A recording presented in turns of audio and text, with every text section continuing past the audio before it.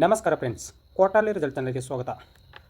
Tourism financial corporation of India ತನ್ನ quarter 3 ರಿಸಲ್ಟನ್ನು publish ಮಾಡಿದೆ. ಇದು ಈಗ ಬಂದ ಕ್ವಾರ್ಟರ್ 3 ರಿಸಲ್ಟ್ ಕಾಲಮ್. ಇದು ಹಿಂದಿನ ಕ್ವಾರ್ಟರ್ 2 ರಿಸಲ್ಟ್ ಕಾಲಮ್. ಇದು ಹಿಂದಿನ ವರ್ಷದ ಕ್ವಾರ್ಟರ್ 3 ರಿಸಲ್ಟ್ ಕಾಲಮ್. ಇವೆರಡು ಕಾಲಮ್ ಹೋಲಿಕೆಗೋಸ್ಕರ ಕೊಟ್ಟಿದ್ದಾರೆ. ಡಾಟಾ ಲ್ಯಾಕ್ಸ್ದಲ್ಲಿದೆ, ನಾನು ಕರೋಡದಲ್ಲಿ ಕನ್ವರ್ಟ್ ಮಾಡಿ ಹೇಳ್ತೇನೆ.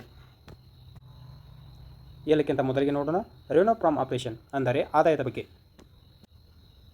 ಹಿಂದಿನ ಕ್ವಾರ್ಟರ್ 2ದಲ್ಲಿ ಕಂಪನಿಯು 64 crore ರೆವೆನ್ಯೂ ಜನರೇಟ್ ಮಾಡಿತ್ತು. ಹಿಂದಿನ ವರ್ಷದ ಕ್ವಾರ್ಟರ್ 3ದಲ್ಲಿ ಕಂಪನಿಯು 67 crore ರೆವೆನ್ಯೂ ಜನರೇಟ್ ಮಾಡಿತ್ತು. ಈಗಿನ ಕ್ವಾರ್ಟರ್ 3ದಲ್ಲಿ ಕಂಪನಿಯು 57 crore ರೆವೆನ್ಯೂ ಜನರೇಟ್ ಮಾಡಿದೆ. ಕಂಪನಿಯ ರೆವೆನ್ಯೂವನ್ನು ಏರ್ ಟು ಏರ್ ಕಂಪ್ಯಾರಿಸನ್ ಮಾಡಿದಾಗ 14.9% ಅಷ್ಟು ಇಳಿಕೆಯಾಗಿದೆ. ಅದೇ ಕಂಪನಿಯ ರೆವೆನ್ಯೂವನ್ನು ಕ್ವಾರ್ಟರ್ ಟು ಕ್ವಾರ್ಟರ್ ಕಂಪ್ಯಾರಿಸನ್ ಮಾಡಿದಾಗ 10.9% ಅಷ್ಟು ಇಳಿಕೆಯಾಗಿದೆ. ನೆಕ್ಸ್ಟ್ ಪಾಯಿಂಟ್ ನೋಡೋಣ, ಟೋಟಲ್ ಎಕ್ಸ್ಪೆನ್ಸಸ್, ಅಂದರೆ ಖರ್ಚಿನ ಬಗ್ಗೆ. ಹಿಂದಿನ ಕ್ವಾರ್ಟರ್ 2ದಲ್ಲಿ ಕಂಪನಿಯು 31 crore ಖರ್ಚು ಮಾಡಿತ್ತು. ಹಿಂದಿನ ವರ್ಷದ ಕ್ವಾರ್ಟರ್ 3ದಲ್ಲಿ ಕಂಪನಿಯು 31 crore ಖರ್ಚು ಮಾಡಿತ್ತು.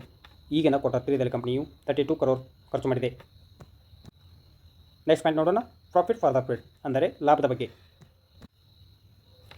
ಹಿಂದಿನ ಕ್ವಾರ್ಟರ್ 2ದಲ್ಲಿ ಕಂಪನಿಯು 25 crore ಪ್ರಾಫಿಟ್ ಮಾಡಿತ್ತು. ಹಿಂದಿನ ವರ್ಷದ ಕ್ವಾರ್ಟರ್ 3ದಲ್ಲಿ ಕಂಪನಿಯು 27 crore ಪ್ರಾಫಿಟ್ ಮಾಡಿತ್ತು. ಈಗಿನ ಕ್ವಾರ್ಟರ್ 3ದಲ್ಲಿ ಕಂಪನಿಯು 22 crore ಪ್ರಾಫಿಟ್ ಮಾಡಿದೆ.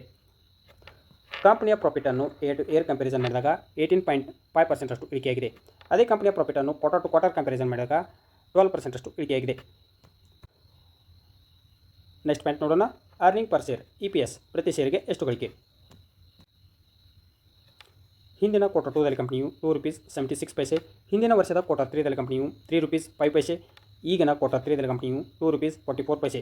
ಕಂಪನಿಯ ಪ್ರಾಫಿಟ್ ಏರಿಕೆಯಾದಂತೆ EPS ಏರಿಕೆ ಆಗುತ್ತದೆ. ಅದೇ ಕಂಪನಿಯ ಪ್ರಾಫಿಟ್ ಇಳಿಕೆಯಾದರೆ EPS ಕೂಡ ಇಳಿಕೆ ಆಗುತ್ತದೆ.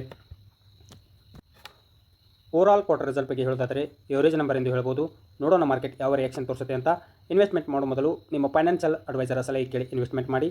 ವಿಡಿಯೋ ಇಷ್ಟವಾದರೆ ಲೈಕ್ ಮಾಡಿ, ಶೇರ್ ಮಾಡಿ ಮತ್ತು ಸಬ್ಸ್ಕ್ರೈಬ್ ಮಾಡ್ಕೊಳ್ಳಿ. ನಮಸ್ಕಾರ.